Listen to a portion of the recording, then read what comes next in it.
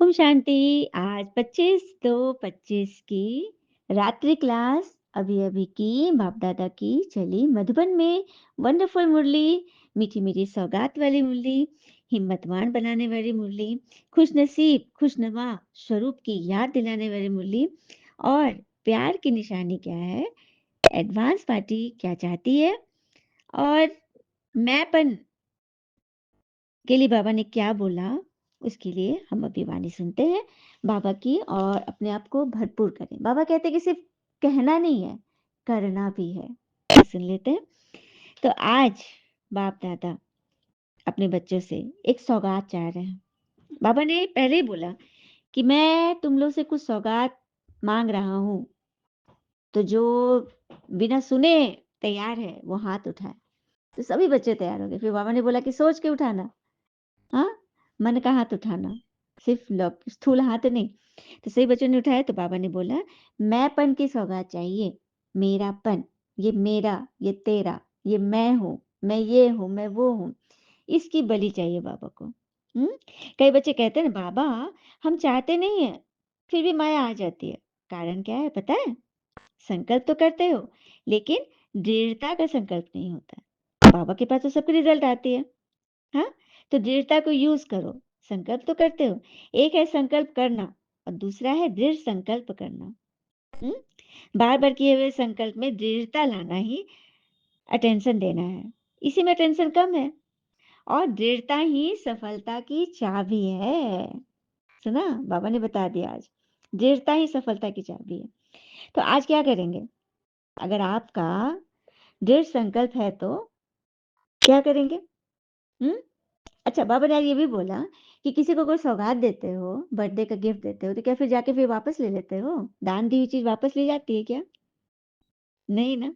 हाँ, तो बाबा जब हाथ उठवाते हैं ना, तो सभी बच्चे हाथ उठाते हैं। तो बाबा कहते हैं मैं हाथ नहीं देखता, आप बच्चों का दिल देखता हूँ। ठीक है, तो दृढ़ता को लाकर ये दृढ़ संकल्प करो कि व्यर्थ संकल्प, व्यर्थ बातें, व्यर्थ कर्म से एकदम जीवन से खत्म, ऐसा दृढ़ संकल्प करो। आइए एक छोटा सा प्रसंग सुनते हैं कि किस तरह से हम हमारा जीवन कैसे सार्थक होगा।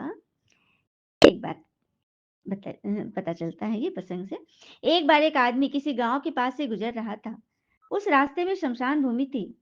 उसने शमशान भूमि के पत्थरों में ऊपर मरने वाले की उम्र लिखी हुई थी, जिसमें किसी में 5 वर्ष, 8 वर्ष, 10 वर्ष, 20 वर्ष, सारे जितने भी थे शव, सबके ऊपर वही लिखा हुआ है। उस आदमी ने सोचा, इस गांव में सभी की मृत्यु अल्पायु में हो जाती है।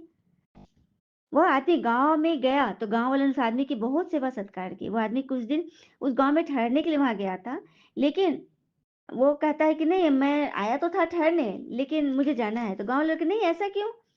क्या हमसे कोई गलती हो गई? बताओ ना, आप मत जाओ, अच्छा लग रहा है आपसे मिलकर, आप इसी गांव में रुक जाओ। तो वो आदमी कहने लगा, इस गांव में मैं और अधिक नहीं रह सकता, क्योंकि इस गांव में इंसान की अल्पायु में ही मृत्यु हो जाती है। उसकी बात सुनकर गांव वाले हंसने लगे और बोले, देखो, हमारे बीच में कोई 60 वर्ष, 70 वर्ष और 85 और 90 का भी है। तो उस आदमी ने पूछा, शमशान भूमि के पत्थरों पर लिखी मृतक की आयु का कारण क्या है, अल्पायु का? गांव वाले कहने लगे, हमारे गांव में रिवाज है कि आदमी सारा दिन काम काज करके, फिर भगवान का भजन कीर्तन, जीव की सेवा करके रात को भोजन करने के बाद जब सोने जाता है, तब वो अपने डायरी के अंदर यह बात लिखता है कि आज कितना समय भगवान का सत्संग, भजन, सुमिरन किया, और उस हिसाब से वो अपने घंटे नाप लेता है। ठीक है, जब उस आदमी की मृत्यु होती है, तब उसकी लिखी हुई डायरी देखकर उसके हिसाब से भजनों को जोड़ करके हम साल महीने बना करके पत्थरों पे लिख देते हैं, क्योंकि इंसान की असली आयु तो वही है ना, जो उसने ईश्वर के याद में, धारणाओं में बिताई है। बाकी जीवन तो इंसान का दुनिया में व्यर्थ में ही जाता है ना? बड़ी बात। तो बस हम सब आज ये दृढ़ संकल्प बाबा को ना सौगात दे ही देते हैं, क्योंकि सीसीटीवी में, कैमरे में पूरा फोटो सबका निकल चुका है, निकला है ना सभी का, कहा था ना बाबा ने। तो हमारी आयु अभी से, चलिए अभी से दृढ़ संकल्प कर ले कि आज अभी से हम कोई व्यर्थ बात में फंसेंगे ही नहीं। देखिए, व्यर्थ से निकलने का एकमात्र उपाय है, ऐसी बातें नहीं, हम बच्चों पे भी बहुत बड़े बड़े आते हैं तीर, भाले, हाँ, लेकिन लेकिन क्या समझ के निकल जाते हैं कि ये तो ड्रामा है, इसमें कल्याण छिपा है। परिस्थिति ना हमें सिखाने के लिए आती है। बहुत कुछ सिखाने के लिए आती है और जिसके साथ जो हिसाब-किताब है वो तो आएगा ही आएगा। क्योंकि ब्राह्मण आत्माओं के साथ ही विशेष करके क्योंकि साथ-साथ रहे ना 84 जन्म, तो बातें तो आएँगी ही, इसीलिए उसमें फँसना नहीं है और हँसते रहना है। जितना हँसेंगे ना, उतना माया दूर भागेगी, ठीक है? खुश रहिए और क्षमा कीजिए। कहते हैं ना कि संभव कार्य करते समय हमें शक्ति की आवश्यकता होती है। जब कोई संभव कार्य हम करते हैं, तो शक्ति की आवश्यकता होती है, लेकिन असंभव कार्य करते हैं, उस समय विश्वास की आवश्यकता होती है। तो विश्वास करना है सबसे पहले तो बाबा पर। यदि आपको बाबा पे निश्चय है, तो आपकी हार हो नहीं सकती, हो नहीं सकती, ठीक है? क्योंकि भगवान आपके साथ है, चलाने वाला जब बाबा है और बाबा तो बराबर मुरलियों में पॉइंट पे पॉइंट दिए जा रहे हैं, है ना? तो फिर घबराना किस बात का? और एक चीज़ और है, फलदार वृक्ष और गुणवान व्यक्ति झुकते हैं, सूखी लकड़ी और मूर्ख व्यक्ति कभी नहीं झुकते। तो हम क्या हैं? हम भगवान की नज़र में किस श्रेणी में हैं? मूर्ख व्यक्ति हैं? नहीं, हम तो समझदार, संसार के सबसे समझदार व्यक्ति हैं, है ना? तो यही बाबा को चाहिए। फिर बाबा ने बोला कि सारे दिन जो तुम व्यर्थ संकल्प को हटाने का जो दृढ़ संकल्प करोगे, उसको अमृत वेला में मुझसे वरदान लेकर ना उसको पक्का करना। क्योंकि अमृत वेले बाबा वरदानों से भरपूर हमें मालामाल करने आते हैं, जिससे तुम्हारा जीवन सदा खुशनसीब और खुशनुमा बन जाएगा। ठीक है? फिर बाबा ने बोला एडवांस पार्टी डेट चाहती है। दीदी, दादियाँ सबका बाबा ने ज़िक्र किया। चंद्रमणि दादी का बाबा ने नाम लिया। एक मुरली में था ना कि मुरली में अगर बाबा किसी का नाम ले तो समझो सबसे बड़ी खातिरी है ना? क्या हम बच्चे ऐसा बन सकते हैं कि भगवान हमारा नाम ले? लेकिन हाँ, हमारा नाम तो नहीं, लेकिन हमारी विशेषता का नाम ज़रूर लेते हैं बाबा, नम्रता। आता है ना? और भी आता है। तो सुंदर बात है ना? तो सबसे बड़ी खातिरी है। फिर बाबा कहते हैं, कहना और करना को एक करो। एक कर लो। बर्थडे की सौगात बाबा को यही चाहिए। जो कह रहे हो वो करो।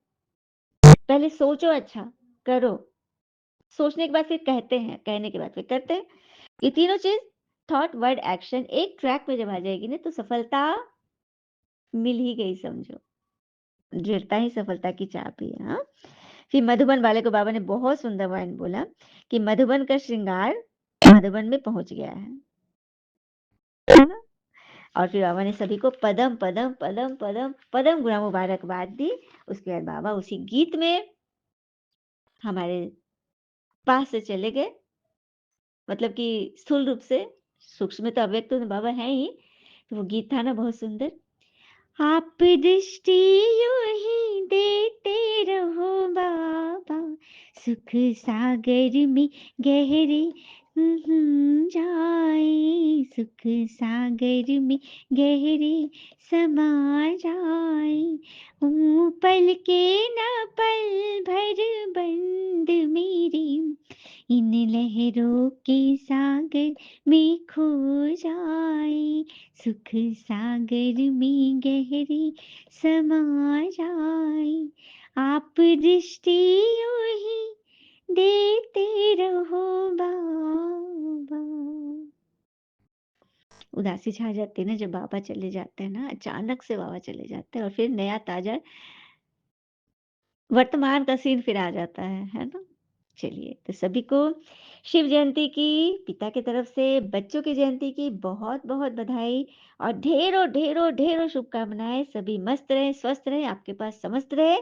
तो दृढ़ता की चाबी हमेशा लगाते रहनी है और कहनी, करनी, सोचनी को एक कर देना है। अच्छा, ओम शांति। शुक्रिया बाबा और मैंपन को समाप्त कर देना है, ठीक है?